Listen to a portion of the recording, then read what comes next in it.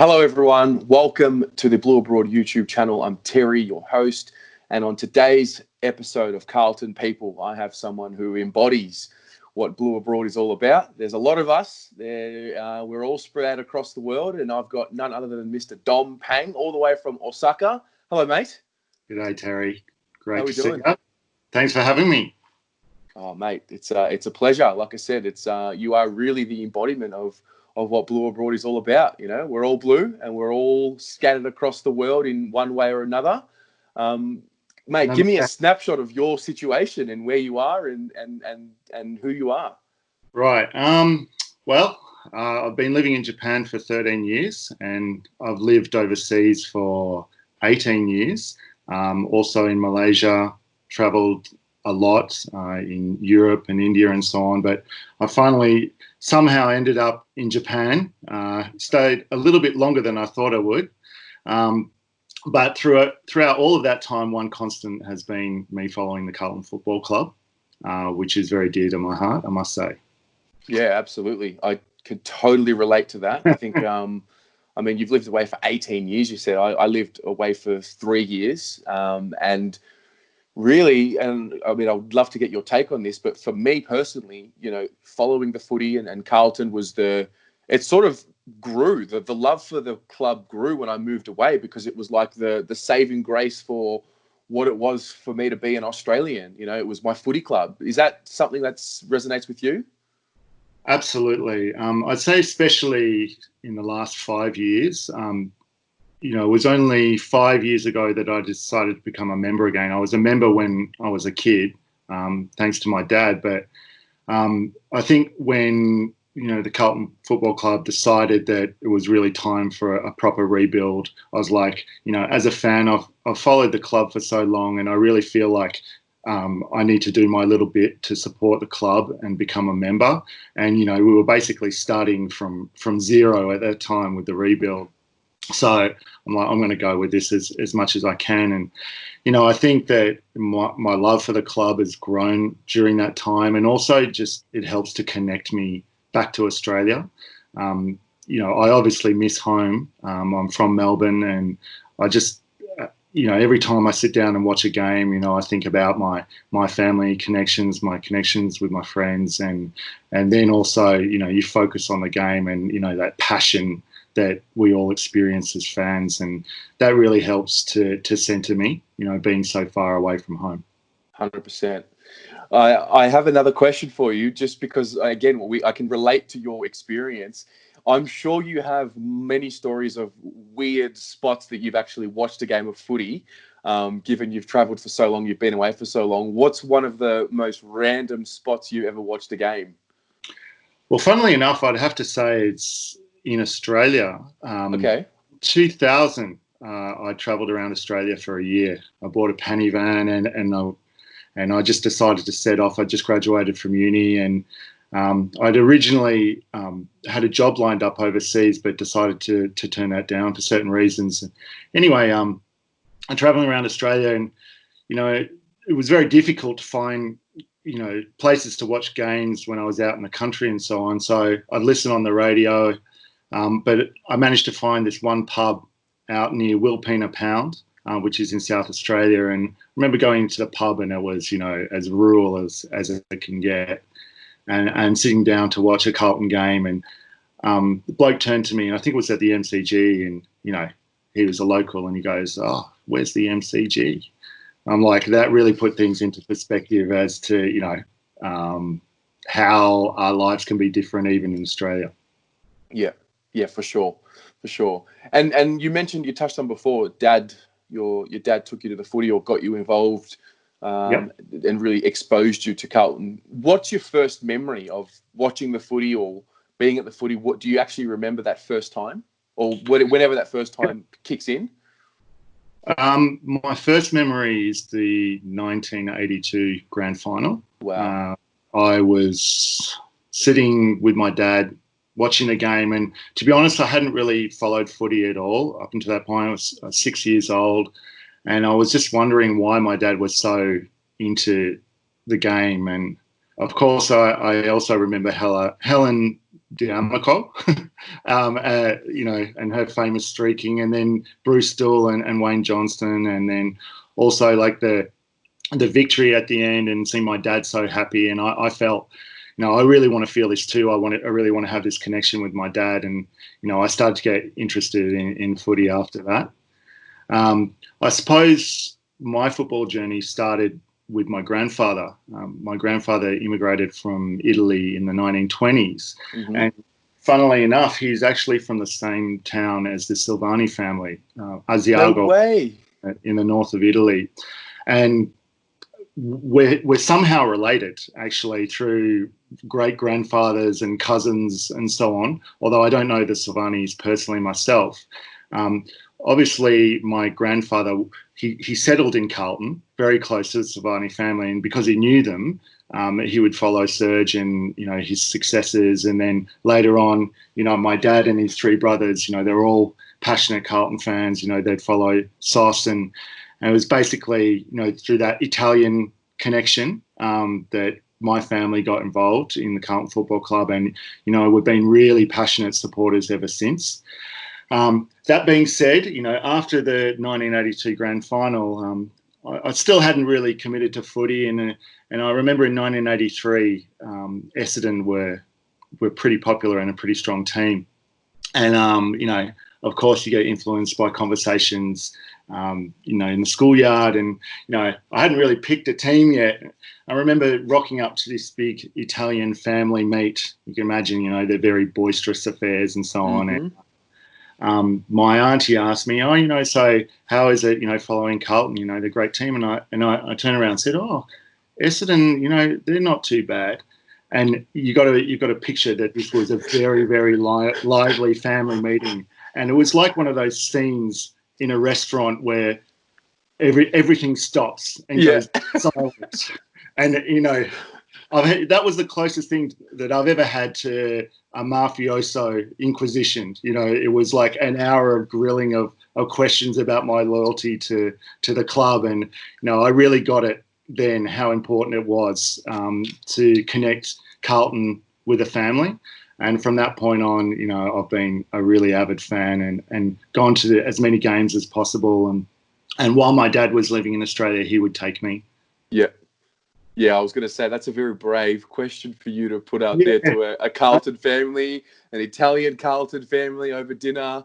And I can, as you're recollecting that scene, I literally had that scene in my head, of like all the cutlery banging on each other and everyone's just silent and turning around to you. Just turning around and, like this evil gaze or this, this staring gaze, from my uncles and aunties. And then my grandfather is like, what sacrilege have you mentioned? And I realised after that point, and I'm glad that I made the decision I did to follow Carlton. Yeah, love it. I'm interested to know about the footy scene in Japan, because I remember I did some work in China for the AFL China game, and they had the Asia Cup as well. Is there a scene over there, an expat scene that's maybe started up, and what's it like there? There is a league. There's an A-League, I think, that's played in Tokyo. Unfortunately, Osaka doesn't have a team in that league, but we have a more recreational league, consisting of 3 teams at the moment. Funnily enough, I decided to join as a player this year. It was kind of like a personal challenge to myself. I mean, the training is not so intense, and I don't think you could put a letter in front of the league category. It's such low level, but at the same time, it's a great outlet for, connecting with people who love the AFL. And up until, the severe impacts of the coronavirus, we were training, for our first games in March and April. And, it was just a great way to connect locally with something that I love.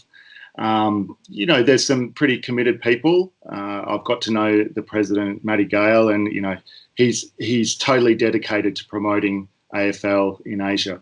But I think Tokyo is really where it's at in terms of if you want to play like a proper season and so on. Yeah. Interestingly, there was one VFL game that was played in Japan. It was a post-season game between Carlton and Hawthorn. I'm not sure if you're aware of it, but it was No, I'm not. 1986. Okay, I wasn't born. Fair enough. Well, I did a little bit of digging, and it was called the Aussie Bowl, and it was played on a baseball pitch with mud grass, and apparently the players, like, they had pads, like knee pads and elbow pads, and yeah, it was this big. It was part of the push, I think, if you remember, like. The VFL at that time was really looking to promote the game overseas. So there were exhibition games like in Singapore. There was even one in Greece in the late 70s. And then into the 80s, they played a lot of games in England, one of which was the Battle of Britain. Mm-hmm. I'm not sure if you've seen footage from that. But then, yeah, there was this game in 1986 in Yokohama. And I think they had about 25,000 people. Unfortunately, we lost that game. Yeah. That's fascinating.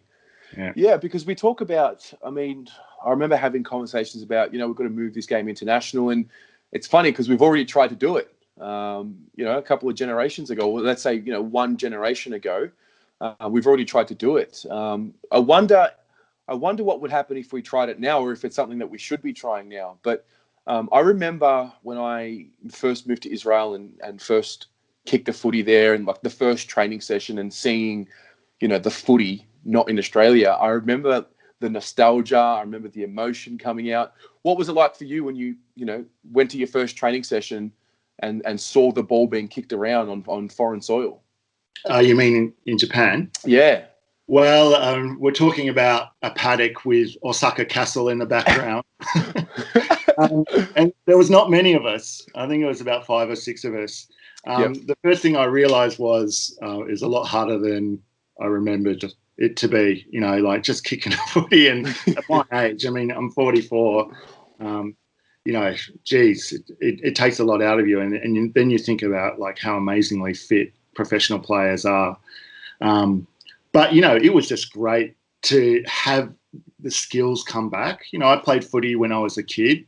I got to a reasonable level, although I had a terrible attitude, in terms of training. And, it was just a wonderful experience to get back amongst it, and then, feel part of a group, and then also work on your personal fitness as well. And, I mean, there's a big question mark whether I would have survived one game or not, because I haven't played one yet. Yeah. It's yet to be seen. It's yet to be seen, Hopefully I can call you post-game to say I've survived. Yeah. No, I'll hold you to that. I'll definitely hold you to that. Yeah. Talk to me about, so you've obviously seen the golden era. You've watched a lot of footy in Australia, out of Australia. What have you made of the quote unquote new Carlton? Because it seemed like at some point the attitude changed from, the way we went about business with recruiting players and going to the draft. It sort of turned. And how did that affect you, or what is your take on the shift? How has it been for you? I think just watching with very close interest the rebuild, I think we're heading in the right direction overall. Mm-hmm. I think off the park, minus one major blemish, mm-hmm. Which was off the fair, and that's my personal opinion. Mm-hmm. I think that the president and the CEO are doing good things. Before the coronavirus, financially we were looking in a good position. There was more engagement with the fans, and also like the implementation of the women's team as well, I think has been great for the club. Mm-hmm. And I think that they've positioned the club very well for the future. If they can make Icon Park the home of women's AFL, that will really set up the sustainability of the club. As far as like the long-term rebuild is concerned, I think, when you think of the draft, Sauce did a lot of things right, mm-hmm. Particularly with the 2015-16 draft, where we got Weeders and Harry and Charlie and so on, and Jack. Sorting out our spine is important, and I think those players well, apart from Charlie, unfortunately, are really going to come into their own when they start playing football again. And then, his strategy with top-up players, although not all of them were a success, one thing to keep in mind was that we paid very little for them in terms of draft currency. So I think the list has been steadily building.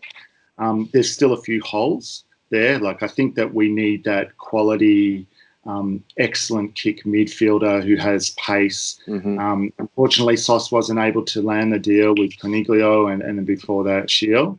We'll never know whether he could have done that in season 6 or 7.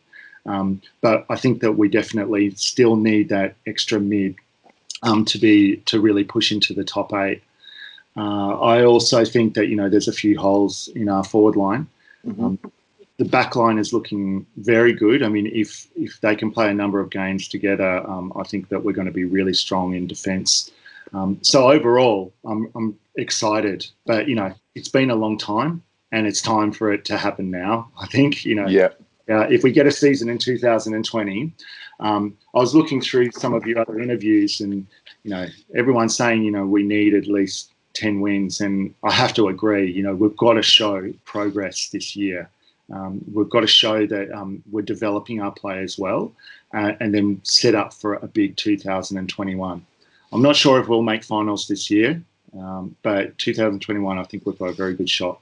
Yeah, I agree. I think for the most part, whether we've had a choice or not, we've had to buy into the rebuild. And I think for the most part we have. And I'm interested to know for you, and you probably just said it there, 21, like at some point the mindset that we've gone through in that we've gone, okay, we're rebuilding, we're tearing it all apart, we've cut 42 plays in 3 years, et cetera, et cetera. We get these new boys in, we've done 3 years of solid drafting, and then year 4 and 5, we even go to the draft again. If you really think about it, it's sort of like at some point the pressure's going to turn from we've gone to the draft to, hey, what are these kids going to do? When are these kids going to evolve? And I often find myself looking at, battling with myself of be patient. They're still young boys. They're only 21 years old, 22 years old, etc. And then on the other hand, it's like, well, at what point are we going to see it really come to fruition? And I think for the most part, the rebuild was done correctly in theory, in that get the spine right. It's probably what we didn't have in the previous rebuild, where we had Favola and we went and drafted, midfielders and a ruckman, and then sort of we didn't really have depth. Whereas now it seems like, all right, get your spine right. We've got some depth in certain areas of the field, and there's just a few holes to fill. But at the same time, we need the likes of, okay, we'll take Charlie out because we know he's not going to be playing this year, but we need the likes of Wiedering and Harry as well to really solidify themselves as, they don't have to be the best defender and best forward in the competition, but they're really got to be pushing into that top 8, top 7 forward and mid and defender in the comp, so we can really solidify that spine. Because we know the midfield, at the top end, we know Cripps is a star. We're pretty sure that Sam Walsh is going to be a star. I'd be shocked if he didn't become a really great player. So if we can get those 4 or 5 key players and then build around them, I think we're on the right track as well. Yeah, I think so. I think, Wieders being a star is a sure bet. I think that he was unfairly criticised early in his career. You've got to remember that he is a key position player and he was so young. So we all know that key position players take longer to mature. And he just looks so confident and assured in defence. And I think he'll be pushing All-Australian this year if we get a season, and very close next year. He completely shut down Lynch in our first game. He bathed him. It was like a demolition. Yeah, and he just looked so confident, strong in the one-on-ones, and, just rest assured he is going to be a star of the game. And likewise with Harry, he's a different personality, and I think he approaches the game differently. If both Curnow and Harry were fit, I'd be playing Harry at centre half forward and Curnow deep. I think that's best where they're best positions. Although Charlie can play further upfield. I think for Harry, it takes a bit of the pressure off to kick as many goals. We've seen that he's got issues with his kicking and so on, but he's such a strong mark, and he's also quite quick as well for his height. And he's going to get stronger, and I think that he's going to be one of the premium centre half forwards in the next couple of years. I think it remains to be seen how we develop the kind of the average or the fringe players. The successful teams really do well with their player development. So like they turn players into, with maybe average ability, into super reliable players who know their role within the team and are able to execute a plan. And I think that that's the challenge for Carlton moving ahead. We've had good drafts, we've had high picks, and it's really up to the coaching staff now to maximise the potential of those players in order for us to get results. And I think that's what separates the best teams from the average teams. Look at West Coast and look at the Tigers model. They've done that consistently over the last couple of years, and this is what we need to aspire to as well. Yeah, I think you've hit the nail on the head, because really when you look at, let's say, the last time we were contending or in finals, which was 2011, we had top-end players that were as good as, any other team in the comp in terms of competitiveness. And then when it was those bottom six players, when Marcus Davies was playing and when Matty Watson was playing, and these guys who weren't our best players, they were in our bottom six, what kind of role were they playing? You're right. And it's pretty much the same now. We know who our top-end players are, our best 13 or 12 or 13 players. It's just those bottom guys, those fringe guys. It's how they're going to develop, and that's probably the hardest part or the most frustrating part about being a supporter, is that at the end of the day we are servants of the club, and we can't really control the development. We've really just got to put the faith in the department and in the administrative arm of the club to get the decisions right. And it's really just hope. We just hope that we've got the right. I think we've got the right players. I think any group can have the right group. It's just a matter of the personnel around them. How well do the coaches know the players in the sense of how to communicate a message to them, how to motivate them. And I think, when you look at our coaching staff, you look at David Teague, I really do feel like, and obviously we were at training a few times in the preseason, and I was watching a lot of the open trainings, and my observation of Teague was that, he's a player's coach. He's played the game. He's played in a defensive position. So he's played a selfless role in some respects, because he's not a flashy guy. And I find the way he communicates with the new generation of players is as good as it gets, because, the old drill sergeant type of coach, 4 a.m. Beach sessions after a bad loss, that kind of thing. I don't know if the new generation responds to that as well as maybe what they did 10 or 15 or 20 years ago. And I think Teague has that balance right, just from observing him at training and even the interviews he does for the Carlton media team and those sort of things. How do you feel about David Teague and I guess the coaching staff in general? Yeah. I think it remains to be seen. Yeah. There's still a question mark over Teague, although we all feel positive about, that last part of last year's season.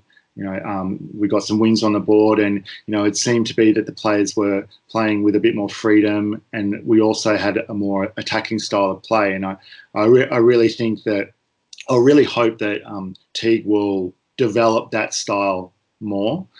I think that, if you ask a lot of fans, who are of AFL who are not Carlton fans, there's still this impression that Carlton are pushovers. And whether it's from the coach or it's from the CEO or someone else senior within the club, I think there's got to be someone who has that combative style against the rest of the clubs and against and even against the AFL. I mean, you may hate him, but Eddie Maguire, he has this very high profile, and he always puts Collingwood first and foremost, the front lines of any platform that is discussed or any issue that is discussed at the AFL. He's in there fighting in the trenches for his club. And I'd like to see that from Little more, to take a bit more of a combative approach against the media and against the AFL. We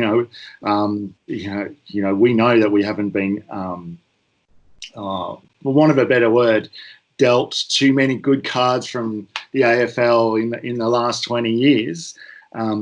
So where Teague might be a great player manager and so on, I think that we also need to have that cutthroat presence or culture within the club. I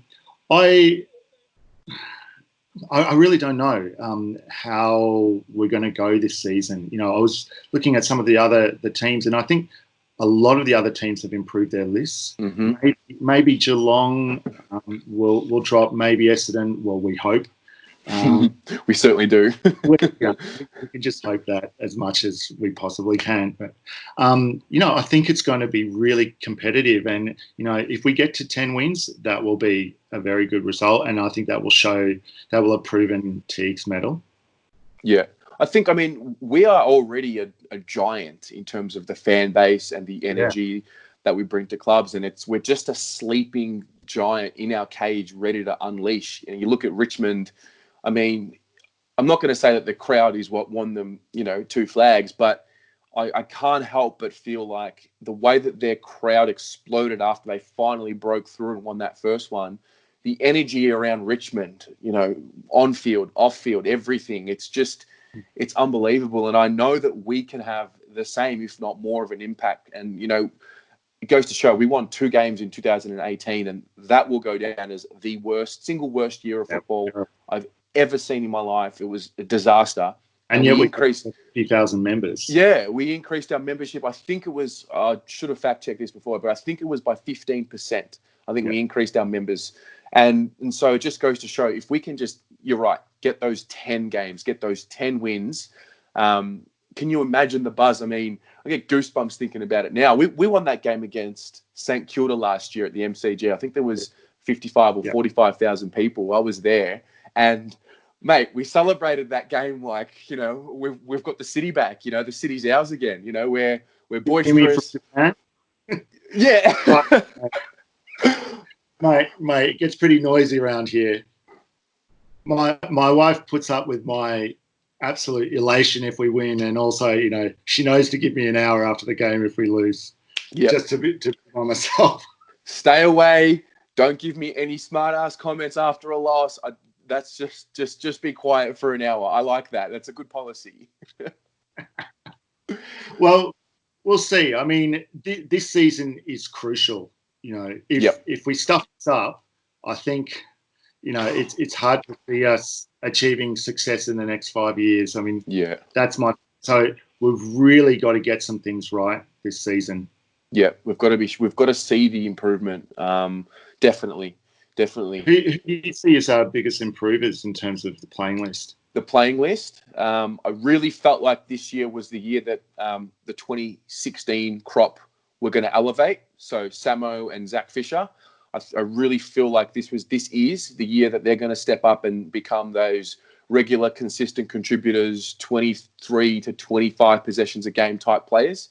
From the younger brigade, I really like what I'm seeing I like the signs of Will Setterfield, still very young, obviously taller as well. He's got to fill out a little bit more. I really like those guys, and I still truly believe Paddy Dow is going to be fine. The one thing about Paddy Dow, and he's maligned, and Carlton have, I guess every club have him. There's always that 1 or 2 players who become the whipping boys in a sense, and I sense that starting to happen with Paddy Dow. Yeah, but I have to say, you got to feel sorry for him because, I think that is happening. He just seems a bit rushed with his play. And, someone's got to get in his ear and tell him to, or just work on his mental calmness, when he's in the heat of battle. Mm-hmm. And things will begin to click for him.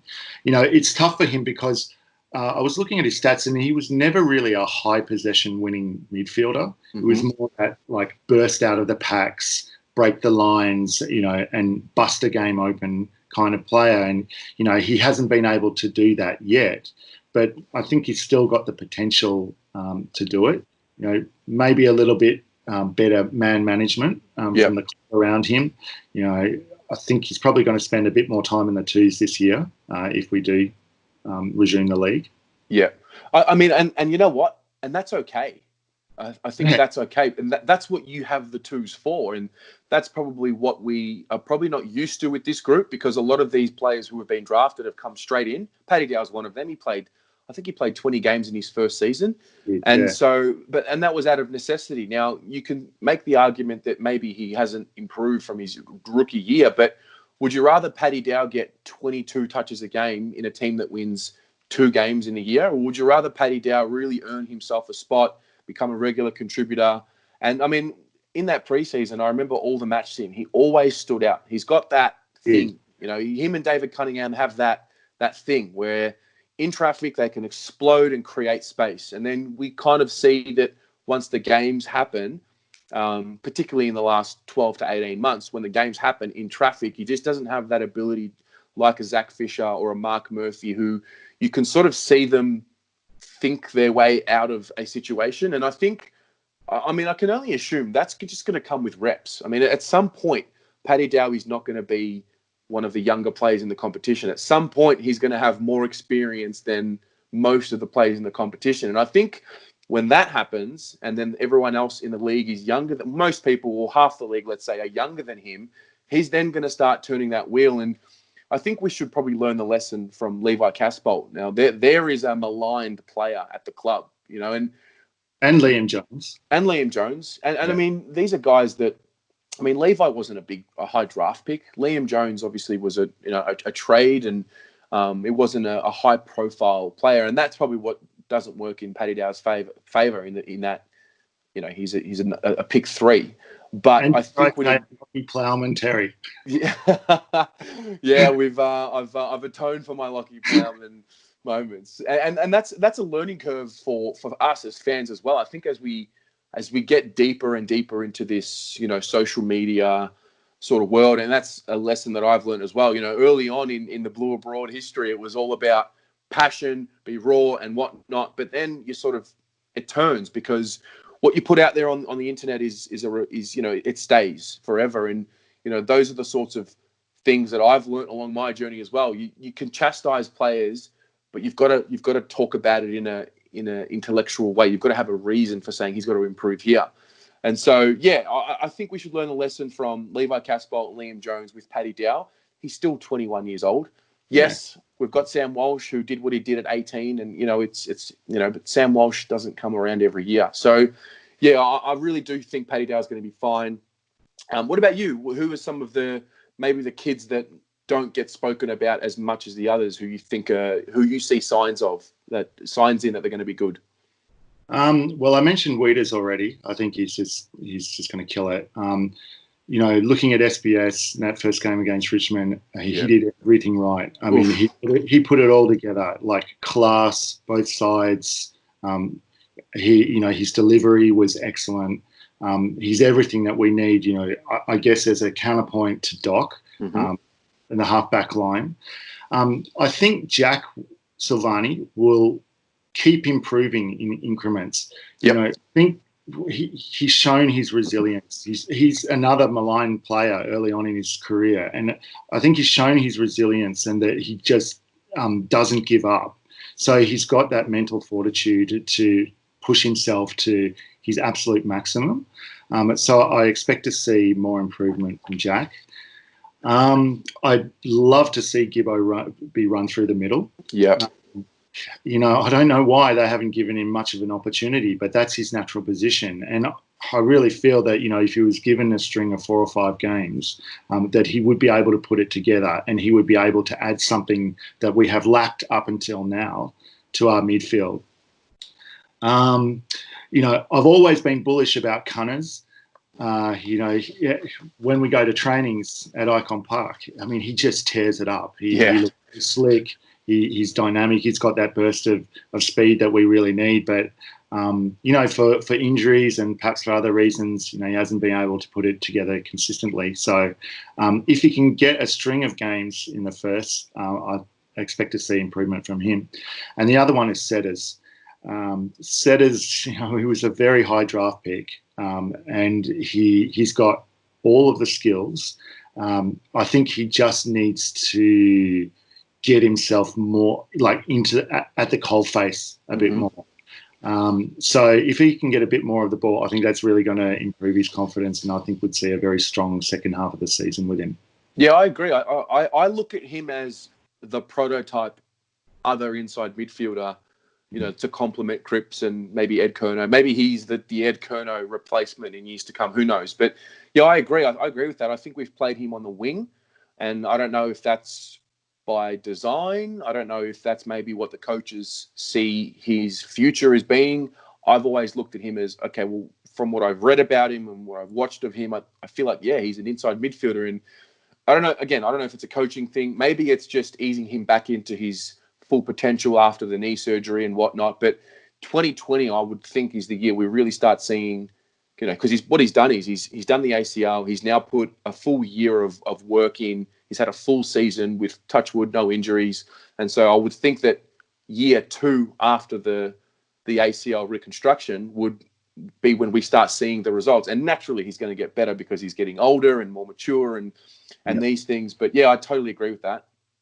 I think maybe in 10 years' time, we can look back on a great career. Yeah. There you are. I'm putting myself out there. So check in 10 years' time to see if Setters has, become a champion of the Carlton Football Club. Yeah, absolutely. These are going to be good to watch in 10 years' time. There's no doubt about that. Hopefully, we'll be reflecting on a couple of premierships, mate. Hopefully, mate. Hopefully. Question about that. This will be last question before I let you go. Carlton are in the grand final, or Carlton are in finals. What's your take? Are you staying in Osaka? Are you coming down for the grand final? What's the commitment? If I can get a ticket, I'll go to the grand final for sure. Make it down. Yeah. I've never been to a grand final. I don't think I've ever been to a final. Plenty of home and away games. Yep. But I've never been to a final. So, I mean, my best sporting experience was actually soccer. I went to the Australia-Uruguay World Cup qualifying final in 2005. I mean, that was absolutely incredible. And, I can imagine, a finals experience like that, with the MCG just like bubbling, with excitement, and Carlton, Cripper perhaps kicking the winning goal, in the fourth quarter. That would be a dream come true if I could get to the grand final and see us win another one, us winning the cup. 100%, mate. 100%. Well, mate, it has been a pleasure talking to you. I've really enjoyed this. I really enjoy seeing where the Carlton fans are in the world. And it's not just, yes, it's the AFL, but we have so many fans in different parts of the world.